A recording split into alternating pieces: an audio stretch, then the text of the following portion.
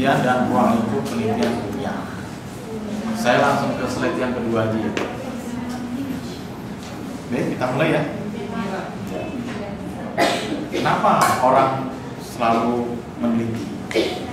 Kenapa orang selalu ingin tahu? Misalnya begini, dengan pertanyaan sederhana, ada apa? Ketika kita bertanya ada apa, itu artinya kita ingin tahu. Nah, disitulah cikal bakalnya orang melakukan penelitian. Oke, nah, saya mau mengawalinya dari konsep ini. Pada awalnya, pada mulanya manusia itu tidak tahu. Ya, kalau dalam konsep filsafatnya John Locke seperti ini, pada mulanya manusia itu tidak tahu. Jadi ketika lahir di dunia dia nggak tahu apa-apa. Nah, sekarang saya kesampingkan dulu konsepnya John Locke. Ada sisi lain, ya ada filsafat lain dari Plato, ya yang selalu bermain tentang logika. Begitu. Kenapa? Kalau menurut Plato, manusia itu sudah diberi ide dasar, best idea oleh Tuhan yang Maha Kuasa. Jadi dengan ide dasar tersebut, manusia itu punya kemampuan untuk berlogika. Gitu. Karena memiliki kemampuan yang seperti tadi, manusia untuk memahami fenomena yang ada cukup berpikir, gunakan akal. Begitu. Cukup berpikir saja. Fenomena yang ada, pikir, renung, pikir. Gitu. Ya, makanya ketika orang menggunakan filsafat ini untuk menjawab fenomena yang ada, ya orang cukup melakukan hal seperti itu, gitu. Berpikir. Naik aja ke loteng gitu kan, merenung sampai skripsi jadi. Misalnya gitu ya. Oke, saya kembali itu hanya intermezzo. Kenapa demikian menurut Plato? Karena manusia itu tadi sudah diberi ide dasar, dan itu ternyata dibuktikan di era modern dengan penelitian eksperimen. Gitu ya. Ada yang tahu penelitiannya seperti apa? Gitu. Seperti di Eropa, Amerika, Jepang itu sudah melakukan itu, sudah membuktikan itu kepada ibu-ibu yang hamil, yang sedang hamil. Ya, ketika dia sedang hamil, dia diperdengarkan musik klasik. Ada beritanya kan? Maka di situ artinya apa? Si janin itu kan dicas dengan suara-suara yang lemah lembut, kan klasik kan begitu ya. Apalagi bunyi violinnya itu seperti apa gitu kan? Tapi klasiknya klasik apa dulu ya? Ada klasik Mozart itu kan yang seperti tentara mau baris, nah seperti itu. Lalu diperkenalkan juga musik-musik rock misalnya. Dan ternyata ketika lahir mempengaruhi si anak.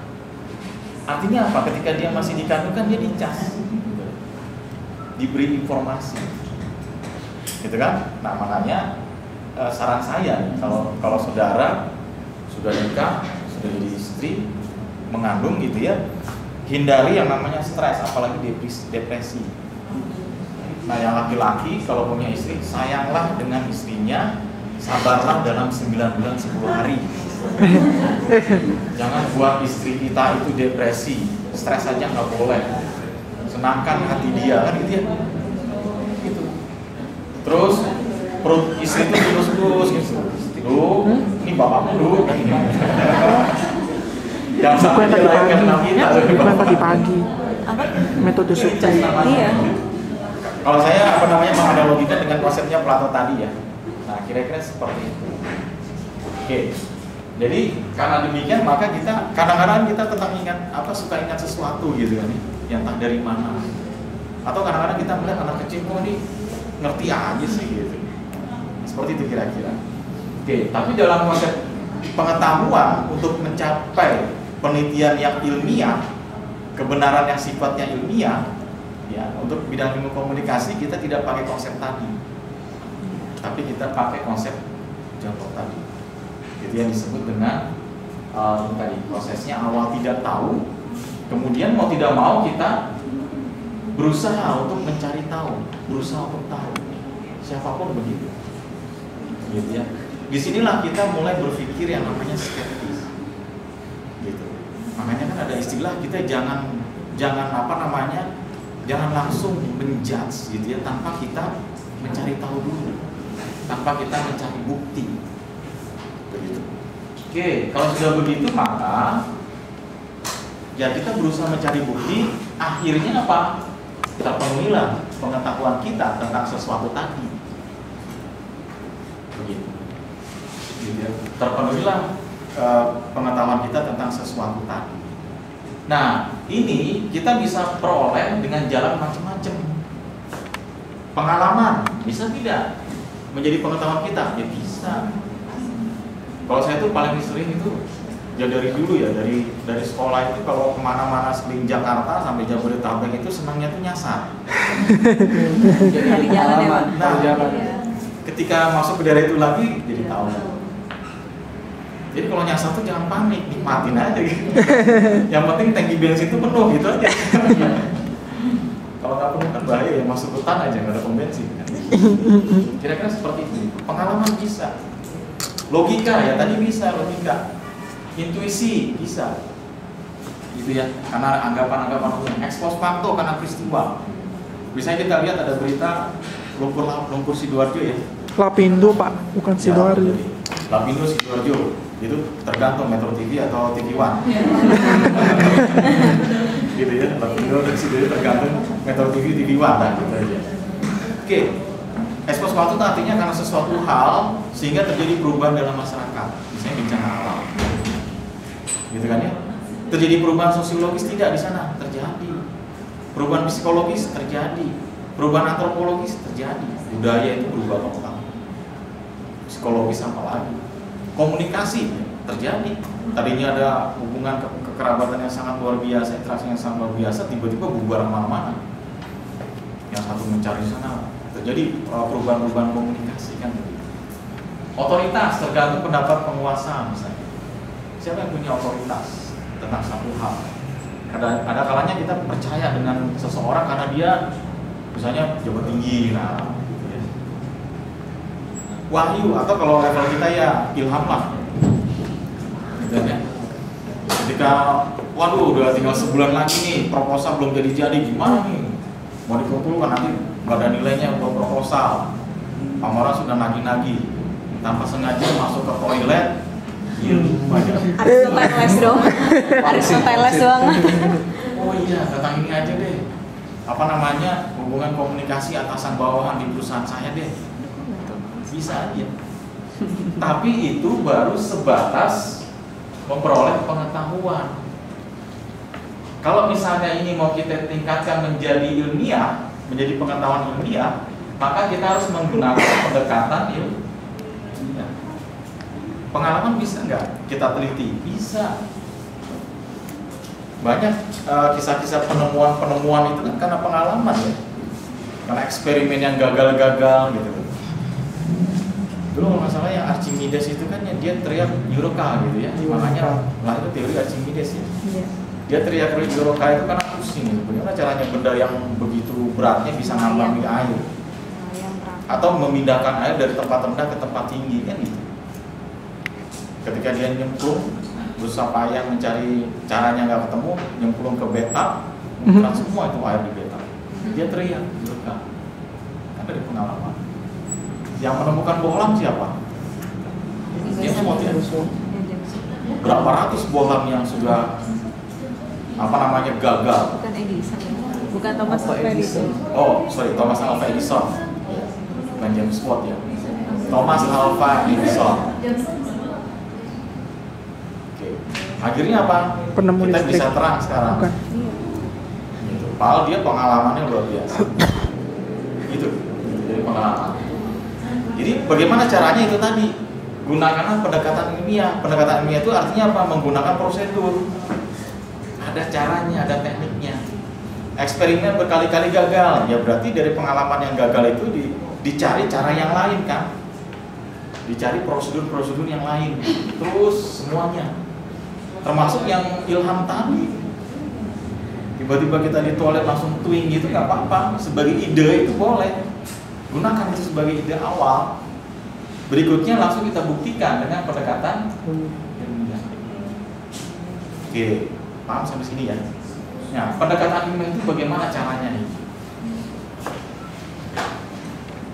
Pendekatan ilmiah artinya kita melakukan proses berpikir ilmiah. Proses berpikir ilmiah ada sistematikanya, ada tahapan-tahapannya. Dalam penelitian kuantitatif seperti ini. Pertama, kita rumuskan masalah. Ketika kita merumuskan masalah, ada fenomena yang kita gali, ada fenomena yang kita temukan. Oke lah, diawali dengan yang tadi, yang twin tadi itu di toilet, nggak apa-apa. Gitu ya. Tahap berikutnya apa? Kita tentukan tujuannya. Tahap berikutnya apalagi dalam penelitian kuantitatif kita cari teori yang bisa diuji, yang bisa kita gunakan untuk menguji penelitian kita. Cari teori. Contohnya tadi saya katakan ya, teori stimulus respon misalnya. Ini ada film kekerasan, apakah dia akan memberikan efek kekerasan bagi anak? Ini ada film horor, apakah akan membuat orang takut? Nah, seperti itu. Ternyata ketemu teorinya, stimulus respon, gitu kan? Pesan tertentu menimbulkan respon, meskipun kenyataannya belum tentu ya. Iya, ada orang yang nonton film horor malah cengengesan, kayak Mr. Bean kan gitu. Kalau nonton film Mr. Bean cengengesan ya. Atau memang ada yang ketakutan gitu kan, nonton zombie, wow panik. Mendengarkan sandiwara radio Invasion of Mars, sekota New York panik semua. Paling itu sandiwara radio. Itu teori stimulus respon membuktikan itu. Gitu ya. Atau film atau ya drama yang menyedihkan. Nonton TV di rumah, drama aktornya tuh misalnya meninggal dunia, kasih air mata. Kok nangis sih, kan itu film drama. Itu efek pesan, gitu ya, yang sifatnya imajinatif kita. Oke, itu teoritisnya. Kemudian dari teori itu kita merumuskan hipotesis atau hipotesa, atau diartikan sebagai jawaban sementara. Hipotesis itu jawaban sementara. Nanti kita akan bicara lebih dalam ya. Misalnya, jika perhatian tinggi maka ketertarikan tinggi. Begitu. Semakin tinggi perhatian, semakin tinggi ketertarikan. Ada hubungan antara komunikasi atasan bawahan dengan motivasi kerja. Itu hipotesis. Dari jawaban sementara itulah yang kita uji. Caranya bagaimana? Kumpulkan data. Kumpulkan data, sebarkan kuesioner, kumpulkan data sudah dikumpulkan, kuesioner sudah dikumpulkan, kita analisis, baru kita buktikan apakah menjawab hipotesis atau tidak. Begitu. Nah, maka dalam berpikir ilmiah ini, untuk mencari kebenaran ilmiah itu bisa beberapa hal. Nanti kita lihat badannya. Pertama, kebenaran koherensi, deduktif, korespondensi induktif, pragmatis, praktis. Kita lihat badannya. Kita lihat di sini ya. Yang kebenaran yang masih dalam tataran deduktif, yang tadi saya katakan, kita perlu mencari teori yang bisa kita uji untuk menjawab masalah penelitian kita. Artinya kita berpikir deduktif, dari yang umum ke yang khusus. Teori itu kan sifatnya umum, abstrak, gitu ya. Stimulus tertentu menimbulkan respon tertentu. Itu kan umum. Stimulus itu apa ya? Banyak, bisa apa saja. Respon ya, respon bisa apa saja ya. Tadi contohnya stimulus itu pesan yang menakutkan, pesan yang menggembirakan, pesan yang memberi imbalan dan begitu. Ada juga pesan yang membuat nafsu, ada. Dan seterusnya. Respon yang macam-macam. Responnya bisa positif, bisa negatif, bisa netral. Pikiran kita bisa positif, pikiran kita bisa negatif, bisa netral. Oke. Nah, ini berpikir deduktif sampai ke hipotesis. Ya. Disinilah yang namanya kerangka berpikir kita secara teoritis. Makanya dalam skripsi itu ada yang namanya bab kajian teoritis. Nah, itu gunanya bab itu. Sampai lahirnya hipotesis. Nah, hipotesis ini harus dibuktikan. Nah, pada tahap ini kita mulai yang namanya berpikir induktif, artinya kita berpikir realitas di lapangan. Dengan alat ukur yang ada, kita sebarkan kuesioner kita. Kita sebarkan kuesioner kita. Ini disebut dengan korespondensi gitu ya. Mulai menjadi hubungan dengan responden. Lalu kita hitung, kita olah, kita buktikan hipotesis kita. Kalau ternyata ditolak, kita kembali ke bab 2. Jangan-jangan karena berpikir kita keliru. Jangan-jangan teori yang kita gunakan itu keliru, bukan stimulus respon misalnya. Kita pakai teori AIDA, kita pakai teori efek. Jangan-jangan sebaliknya. Tapi tetap dalam koridor ilmiah tadi. Artinya apa? Ketika memang hasil data tidak membuktikan, peneliti jangan menyerah, jangan langsung putus asa, patah semangat, tidak. Kita kembali ke sini. Ini biasa dalam penelitian. Oh ternyata kok hipotesisnya ditolak, ada apa ya? Gitu. Cara berpikirnya kita tuh agak keliru misalnya, gitu ya. Yang mau tidak mau diperbaiki, ya, diperbaiki lagi teorinya, diperbaiki lagi konseptualisasinya, susun lagi hipotesisnya, terus sampai ke sini. Kalau misalnya langsung diterima, maka dia akan bernilai pragmatis sebagai ilmu pengetahuan. Gitu. Akan bernilai pragmatis sebagai ilmu. Artinya punya kegunaan buat pengembangan ilmu, baik akademis maupun praktis. Kalau akademis misalnya, menambah hasanah, menambah hasanah konsep-konsep tentang majalah internal misalnya. Kalau praktis misalnya, memberi kontribusi bagi PR PT tersebut dalam membuat majalah internal yang sebetulnya mestinya harus seperti ini. Itu nilai pragmatis. Nah ini yang disebut dengan pendekatan ilmiah. Ada pertanyaan sampai sini? Ya, kan dari kita ngomongin masalah supaya itu kita punya data, kita juga pengetahuan kan, dan bagi profesi kita ada kerangka berpikir, itu nanti ke deduktif. Kita ada hipotesis sendiri, kita bikin hipotesis sendiri, terus kita kalian kuesioner, lalu ke deduktif. Terus kalau kita tahu itu ditolak atau terima dari mana? Jadi penelitian dari data kita. Ketika kita menyebarkan kuesioner, ya kemudian kita olah datanya, lalu kita uji kan dengan uji segala macam. Apakah hipotesis kita itu ditolak atau diterima? Hipotesis penelitian kita, misalnya ternyata tidak ada hubungan, mestinya kan ada hubungan, gitu kan? Kalau tidak ada hubungan, artinya ditolak kan? Lalu hipotesis yang kita mau itu adalah ada hubungan antara perhatian dengan ketertarikan, tapi ternyata kok data itu menghasilkan tidak ada hubungan setelah diuji statistik. Nah kalau sudah seperti itu kita kembali ke deduktif tadi, berpikir deduktif tadi. Kita dicek lagi bab 2, kelirunya di mana. Karena berpikir kita jangan-jangan keliru. Atau mungkin teori kita bukan itu yang mestinya kita pakai, misalnya gitu ya. Bisa jadi seperti itu.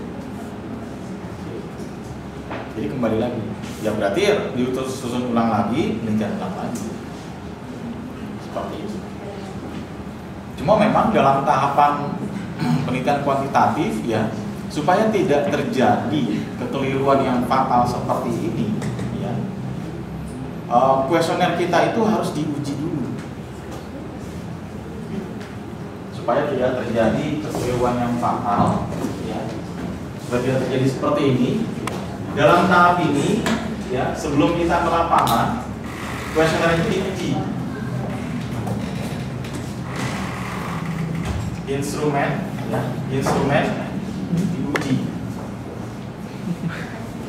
diuji untuk mengetahui validitasnya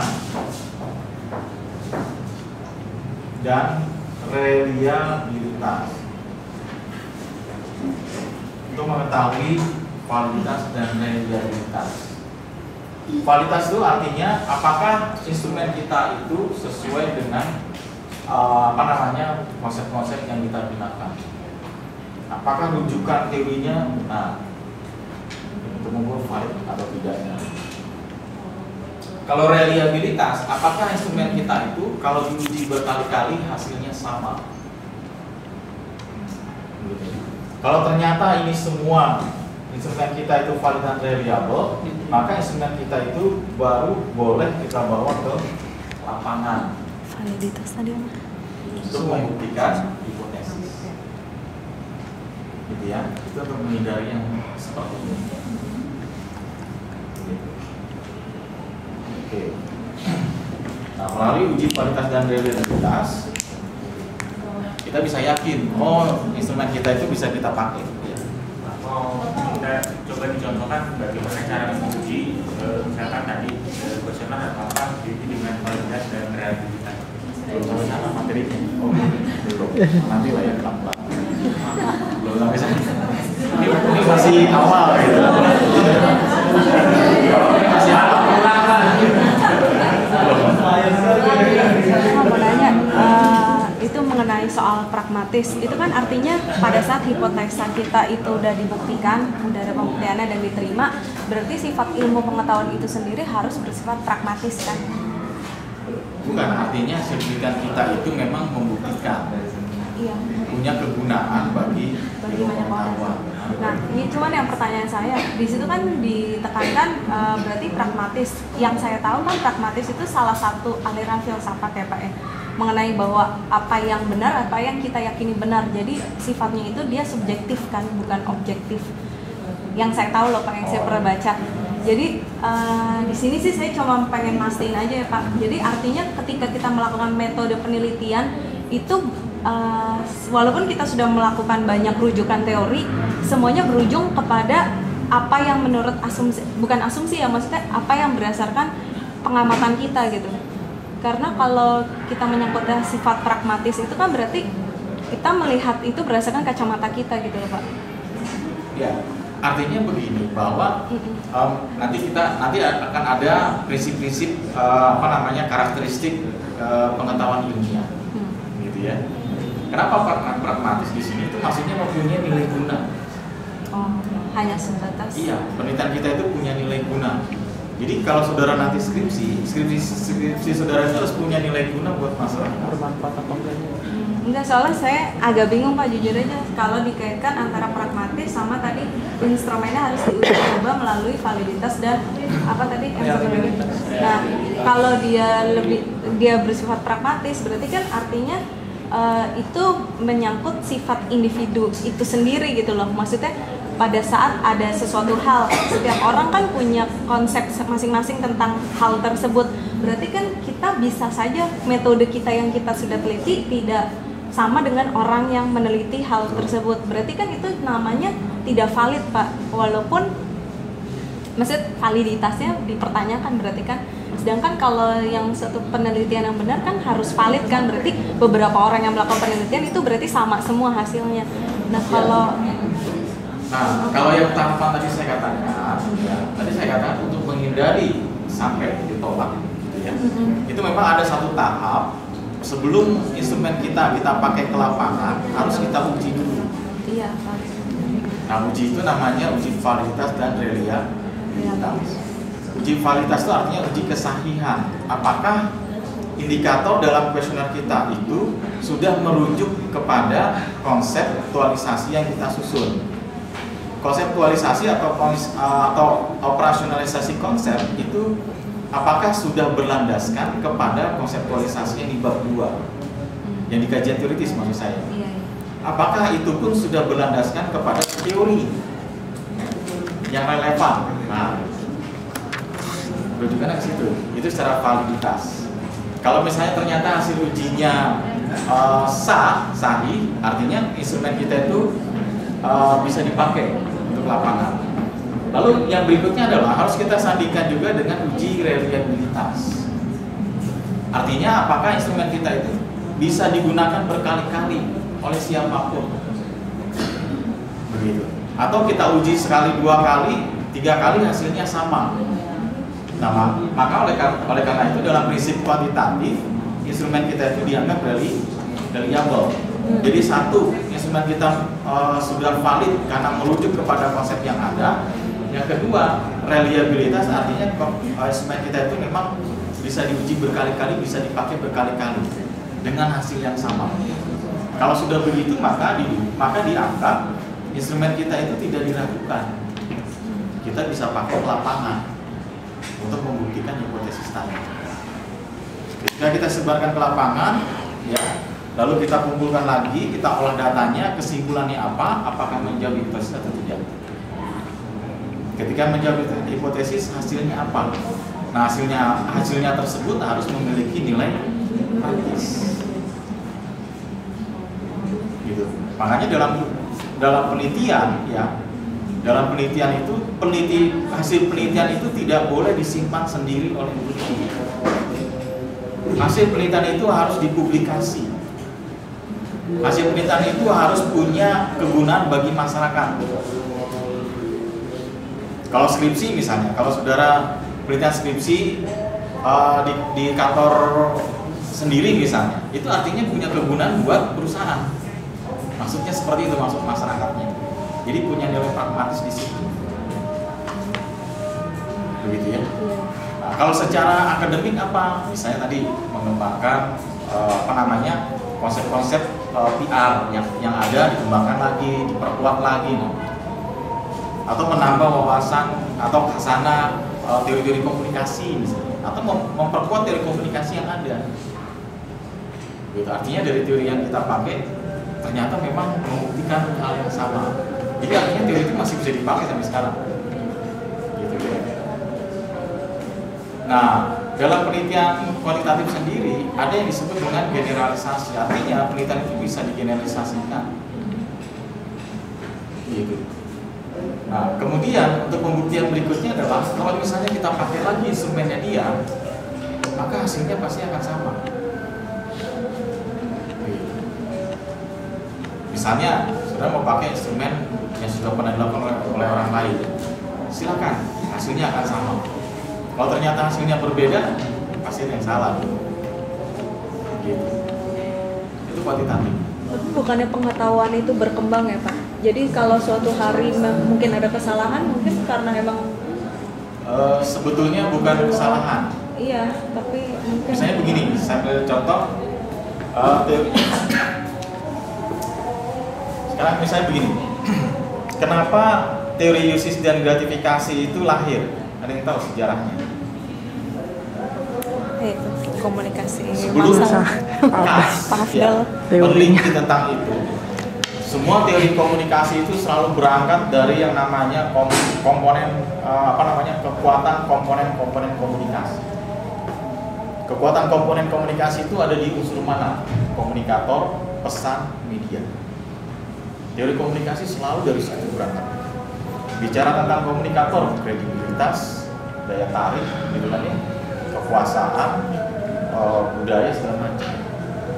Isi pesan, kekuatannya ada di mana? Untuk membangkitkan perhatian komunikan, rancanglah isi pesan sedemikian rupa. Itu kata Wilbur. Gitu kan ya. Sehingga apa? Sehingga pesan yang dibuat oleh komunikator dengan cara tertentu, dengan media tertentu, maka komunikan itu akan mengikuti apa yang disampaikan oleh pesan kita. Jadi eranya masih situ, masih eranya hipodermik, masih eranya stimulus respon, nah gitu kan ya. Sehingga sampai tahun 50-an itu dianggap penelitian ilmu komunikasi itu mengalami mati suri. Orang bicaranya itu saja. Gitu. Tapi ternyata Katz itu melakukan lompatan yang sangat luar biasa. Gitu ya. Dia melakukan lompatan yang sangat luar biasa bahwa ternyata proses komunikasi itu tidak berhenti dari komunikator, isi pesan, media. Ternyata pesan komunikasi itu sampai kepada halayak. Yang tadinya halayak itu dianggap pasif, pada kenyataannya halayak itu tidak seperti itu. Halayak itu rasional, halayak itu aktif. Terlebih lagi didukung oleh kemajuan televisi. Televisi ini sudah mulai adanya teknologi remote control. Jadi orang menonton televisi ganti-ganti channel dari jarak jauh. Nah, dari fenomena Ini itu lahirlah yang namanya usage Smart dan TV. gravity. Nggak usah pakai rem. bahwa orang membutuhkan isi media, ya, orang menggunakan isi media itu berdasarkan pada kebutuhannya. Orang menggunakan isi media itu untuk memuaskan kebutuhannya, untuk memuaskan motivasinya. Makanya lahir yang namanya usage dan gratifikasi. Pertanyaannya adalah, apakah teori stimulus respon itu salah? Tidak. Jawabannya sederhana kalau menurut saya, tergantung fenomena. Sampai sekarang masih ada tidak fenomena komunikasi di masyarakat yang bisa kita jawab dengan teori stimulus respon atau hipodermik? Masih. Begitu mudahnya orang digerakkan oleh media massa. Contohnya sederhana, kasus Prita yang kemarin itu. Nah, ya kan? Bagaimana orang begitu berbondong-bondong menyumbangkan koin?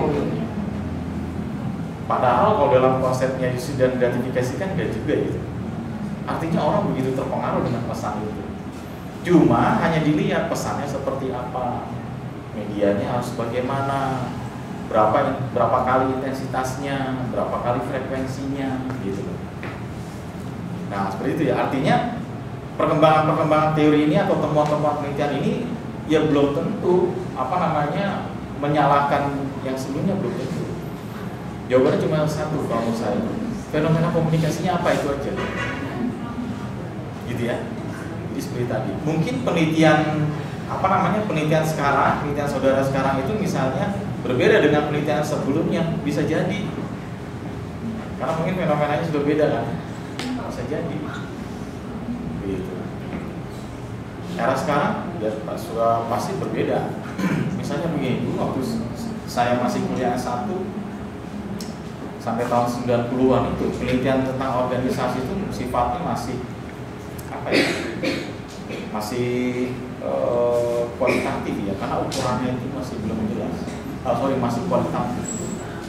Misalnya iklim komunikasi itu masih sulit ditemukan instrumennya. Tapi ketika banyak masuk pengetahuan dari luar, gitu ya, mulai terbuka bahwa iklim komunikasi itu bisa diukur. Saudara bisa baca bukunya Pace dan Flores. Motivasi itu ternyata bisa diukur. Gitu ya. Nah, persoalan apakah temuan itu akan berbeda, nggak masalah. Yang penting fenomenanya tadi.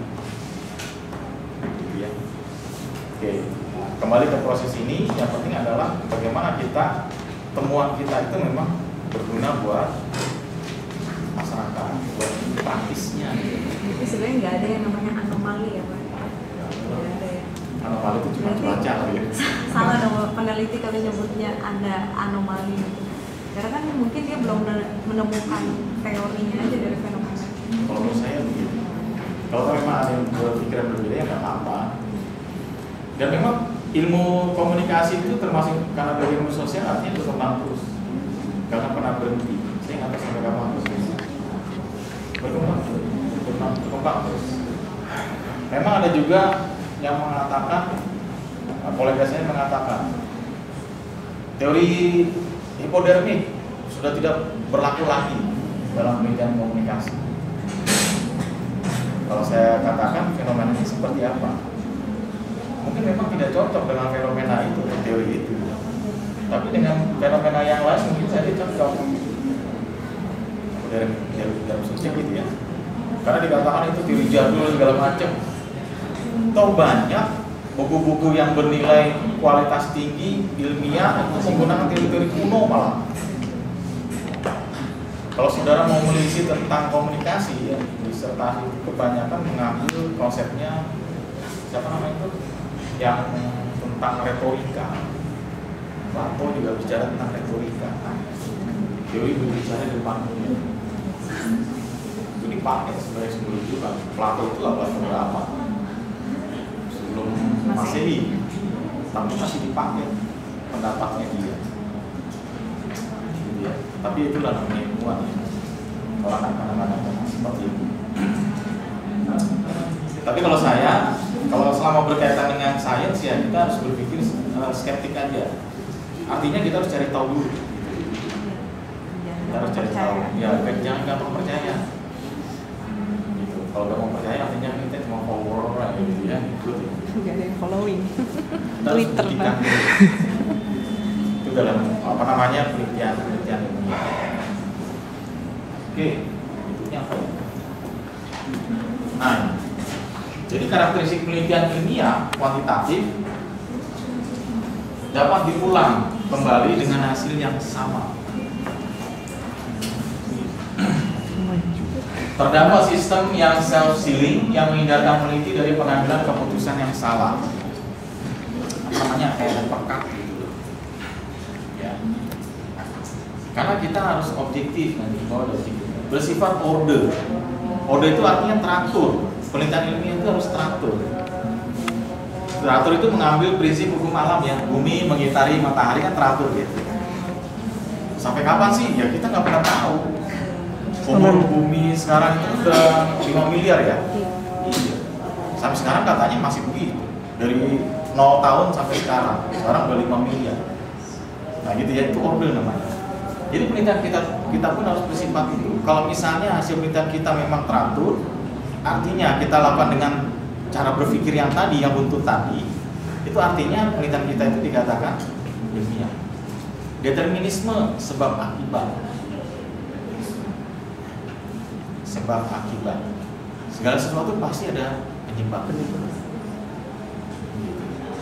Kita mau mengukur perhatian orang, ya pasti ada penyebabnya. Yang membuat orang memperhatikan itu apa sih? Ya, pasti ada. Parsimoni sederhana. Penelitian ilmiah harus bersifat sederhana. Hasilnya pun harus sederhana. Ya kan sederhana. Ujinya pun ya seperti itu akhirnya. Ada hubungan atau tidak, misalnya gitu ya. Yang berikutnya, proses berdasarkan logika, empirik, deduktif, serta objektif. Jadi selalu bersifat ilmiah. Ya. Lalu objektif itu artinya apa? Peneliti menempatkan posisi yang berjarak dengan yang diteliti. Secara epistemologi seperti itu. Kalau dalam penelitian kuantitatif, jarak peneliti dengan yang ditelitikan hanya tadi dalam tahapan korespondensi itu hanya dalam ketika kita menyebarkan Kuesioner. Ketika kita menyebarkan kuesioner pun kita tidak boleh mengarahkan responden untuk menjawab kuesioner kita. Begitu. Kalau misalnya ada responden yang tidak membaca, ya kita membacakannya, tapi jangan mengarahkan ke jawaban. Kalau ada responden yang tidak mengerti, ya kita cukup menjelaskan yang dimaksud pertanyaan ini apa. Jangan kita mengarahkan ke jawaban. Jadi hanya sebatas itu hubungan antara peneliti dengan yang itu salah satu cara bagaimana peneliti harus objektif terhadap hasil penelitian. Jadi bukan berdasarkan pada kemauan atau subjektivitas. Baik kuantitatif maupun kualitatif sama, harus objektif. Cuma cara pendekatannya saja yang agak beda. Kalau kualitatif itu pendekatannya lebih subjektif, dalam meropong itu lebih subjektif dalam beberapa hal. Oke, yang berikutnya sikap peneliti, skeptik. Tidak begitu saja percaya sebelum diverifikasi. Objektif dan tidak memihak manapun tadi sudah, selalu berdasarkan fakta, bukan nilai. Fakta. Konten itu berarti kan ada anggapan, ada asumsi ya. Nah itu kita hindari. Selalu berusaha untuk bekerja secara sistematik. Teori adalah tentatif. Ya, teori bisa kita gunakan, bisa kita ganti. Tapi dalam penelitian kuantitatif, teori kita gunakan untuk kita uji. Dalam penelitian kualitatif, teori kita gunakan untuk membantu kita dalam menyelami fenomena.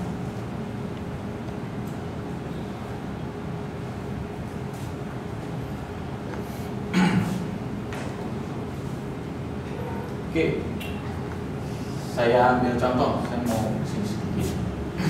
Misalnya, sampai di sini maka kuantitatif itu memang selalu dicirikan dengan angka-angka, gitu ya. Tidak bisa lepas dari yang namanya angka. Oke, ini sudah ya, dari sini dulu. Saudara tahu yang namanya konsep cantik. Oke ya. Saya mau mengajak saudara bedanya kualitatif dengan kuantitatif. Coba masing-masing dalam pikiran masing-masing buat definisi konsep cantik. Sudah ya? Artinya kita nggak usah pakai teori lah, udah bikin aja sendiri. Nah, definisi konsep cantik. Oke, dari definisi konsep cantik ini, ya, saudara mau ukur dengan atau saudara indikasikan apa saja yang disebut dengan indikator. Jadi orang dikatakan cantik itu apa saja? Yang pertama, wajah. Wajahnya kenapa? Enak dipandang. Kulitnya seperti apa? Putih ya, putih. Putih, seksi, sikap. Ya apa? Rasanya apa? Rambutnya panjang. Smart. Terus hidungnya mancung ya? Iya, yang mancung. Hidungnya pesek. Hidungnya bolong. Terus apa lagi? 1, 2, 3, 4, 5. Hidungnya pas. Sama ya? Berjerawatan apa? Matanya blok. Cantik itu kan nggak selamanya gambarin fisik. Matanya bagus. Terus apa lagi? Tidak bisa dilukis oleh kata-kata. Mas baru 6. Orang dikatakan cantik itu apa? Tinggi, langsing. Tinggi. Langsing. Tinggi, kurus, Langsing. ideal lah ya. Ya kayak cewek-cewek Uzbek lah. 1, 2, 3, 4, 5, Cewek-cewek 6, Uzbek 7, lah. 8. Cantiknya pol. Oke. Baik. Dari definisi yang tadi saudara buat tadi, ya, ternyata saudara indikasikan yang namanya cantik itu tinggi, putih, seksi, rambut panjang, smart, hidung mancung, itu apa itu? Mata belok. Mata belok. Matanya belok, langsing. Ada berapa? 1, 2, 3, 4, 5, 8. Jadi orang cantik itu ada 8 kriteria. Ada 8 kriteria. Nah, boleh nggak kita mengukur orang dengan 8 kriteria supaya kita tentukan dia sangat cantik, sangat cantik, Cantik. Tidak cantik. Tidak cantik. kurang Cantik. cantik, Tidak cantik. boleh nggak? Boleh. Karena ada kriterianya, ada indikatornya, boleh. Kan tadi ada definisinya, definisi dia dari mana? Dari teori misalnya gitu ya. Ini ada teorinya, ini ada indikatornya. Jadi kita bisa mengukur, oh si A itu sangat cantik, si B itu tidak cantik kan bisa. Oke ya. Oke. Nah sekarang saya mau tes. Ada 2 orang selebritis wanita kita. Saya mau tanya yang pertama, Sofia Lajuba. Kriteria pertama terpenuhi tidak? Iya, tinggi. Tinggi. Sofia Lajuba nggak tinggi. Bagi rata-rata orang kita dia tinggi. 177 masa nggak tinggi? Setuju kan? Dia segini nih sama saya. 177. Iya, terus high heel-nya berapa meter ya? Putih nggak? Putih. Seksi nggak? Rambut panjang nggak? Smart nggak? Hidung mancung tidak? Mata belok. Mata belok nggak? Ya. Nggak. Langsing nggak? 7.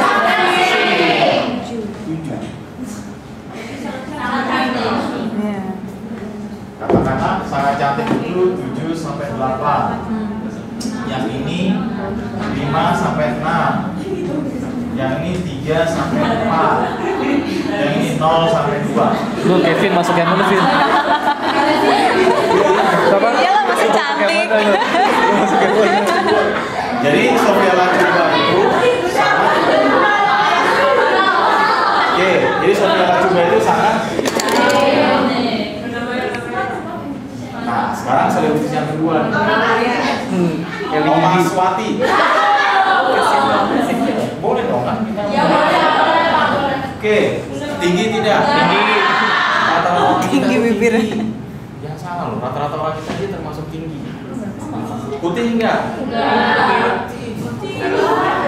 Coba kamu ke negro. Nah, dulunya. Kedua ya, seksi enggak? Seksi bibirnya seksi.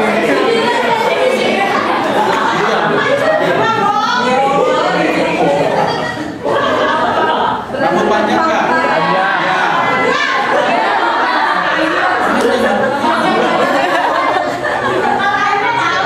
Smart enggak?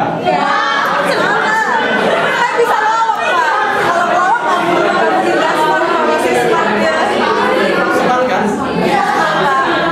Hidung mancung enggak? Mata kan? Mata burung enggak? Langsing enggak?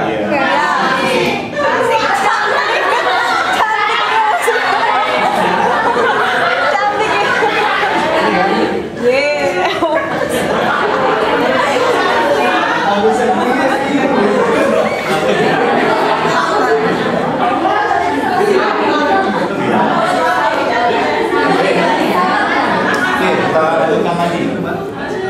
Nah, sekarang coba saudara ukur selebritis wanita yang lain. Misalnya dari 100 selebritis wanita, kita bisa hitung, bisa kita ambil kesimpulan apakah rata-rata selebritas wanita Indonesia itu sangat cantik, kurang cantik, atau tidak cantik?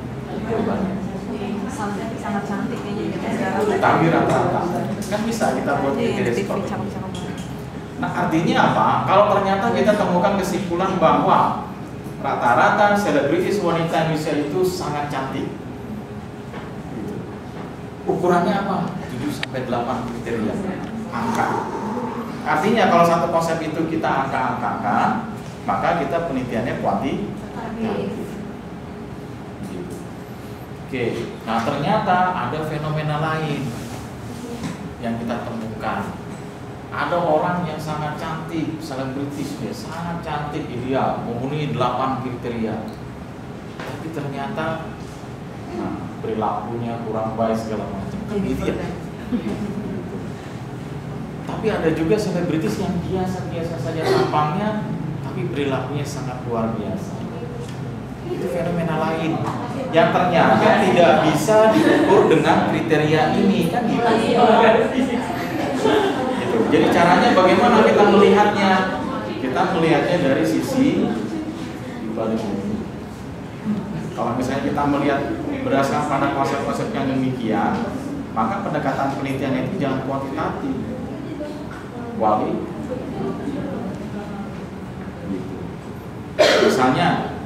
Misalnya kita punya konsep yang namanya inner beauty dan outer beauty. Kalau persoalan inner beauty dan outer beauty kan tidak mengenal ini, tidak mengenal fisik, gitu kan ya? Cantik di dalam itu akan memancarkan cantik yang di luar. Itu kan bukan fisik namanya. Jadi cara menggalinya bagaimana? Ya kita harus wawancara mendalam, observasi, terus. Nah itu hanya bisa dilakukan dengan pendekatan kualitatif. Ya.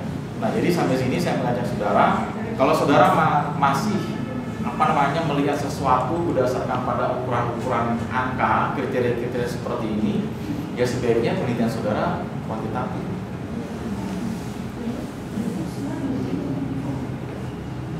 Tapi kalau di luar itu ya sebaiknya kualitatif. Gitu ya. Jadi jawabannya dari pertanyaan, kalau begitu mana yang susah, mana yang gampang, kuantitatif atau kualitatif? Kuanti yang gampang. Jawabannya tidak itu. Jawabannya adalah saudara menguasai yang mana, paham yang mana, gitu ya. Kalau paham yang mana tuh artinya kita tahu prosedurnya, tahu cara mencari datanya dan seterusnya. Gitu. Biasa itu pertanyaan-pertanyaan klasik. Pak, gampang apa sih Pak? Saya coba semuanya, menguasai yang mana, itu aja. Jadi bukan berarti kalau survei itu ternyata nanti nilai ujiannya kecil, enggak juga. Banyak yang survei itu nilainya tinggi, A, dengan B+. Tapi justru malah banyak yang kualitatif karena memang datanya cuma mentah, ya sudah tulisnya paling B, paling tinggi B, kan datanya mentah. Kenapa? Karena masing-masing metode itu punya karakteristik sendiri dalam menggali informasinya, ya kan? Punya karakteristik sendiri.